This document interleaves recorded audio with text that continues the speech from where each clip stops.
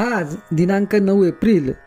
आजच्या प्रवचनाचा विषय संत हे भगवंताची आठवण देण्याचे कार्य करीत असतात. ज्याला सत्याचे ज्ञान झाले तो सर्वज्ञच बनला आणि जे या सत्याला धरून राहतात ते संत होत. संत आपल्याला मार्ग दाखवायला तयार असतात, परंतु आपला अभिमान आड येतो आणि आपण संतांना नावे ठेवतो.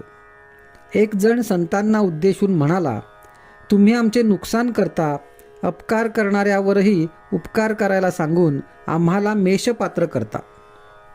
वास्तविक पाहता संतांनी कर्माचा ढीग पाडला आहे, पण त्यांच्या आणि आपल्या कर्मामध्ये फरक आहे. राम करता या भावनेने त्यांनी कर्म केले, आपण मीपणाने करतो, म्हणून कर्म आपल्याला बंधनकारक बनते. संतांची कामगिरी कुणाला दिसत नाही आणि आमची फक्त दिसण्यापुरतीच असते, त्यामुळे ती पुरे पडत नाही. एखादा पुष्कळ ज्ञानी झाला, पण ते ज्ञान जर वृत्तीत उतरले नाही तर त्याचा काय उपयोग? जगाचे खरे स्वरूप समजून घेण्यासाठी जो सुखदुःखाच्या जाळ्यात सापडला नाही त्याच्याकडे जावे. तो साक्षीत्वाने राहून जगापासून अलिप्तच राहतो. कर्म करूनही तो अलिप्त राहतो. आपण मात्र सुखदुःखात गुरफटून जातो. संताचे अंतःकरण शुद्ध असल्यामुळे त्याची शिव्यांची भाषासुद्धा न बोचणारी किंबहुना आशीर्वाद रूपच ठरते. सत्पुरुष काही विद्वान नसतात. अतिविद्वान मनुष्य कोणी सत्पुरुष झालेला ऐकिवात नाही.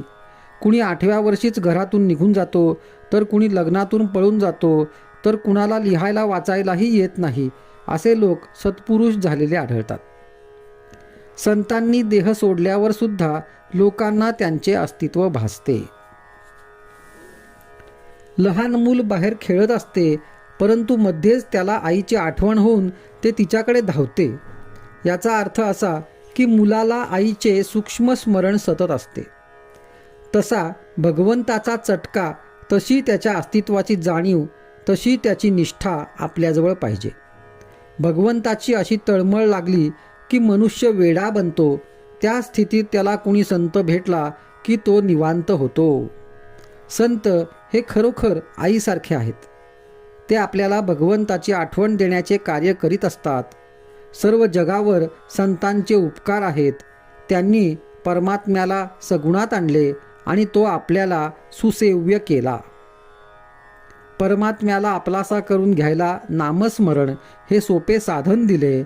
एकनाथी भागवत, ज्ञानेश्वरी असे सोपे सद्ग्रंथ निर्माण केले आणि यथाशक्ती अन्नदान करणे हेच कलियुगात उत्तम साधन आहे असे सांगितले.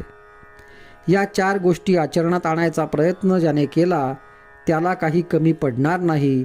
नेहमी समाधानच राहील. आजचा सुविचार.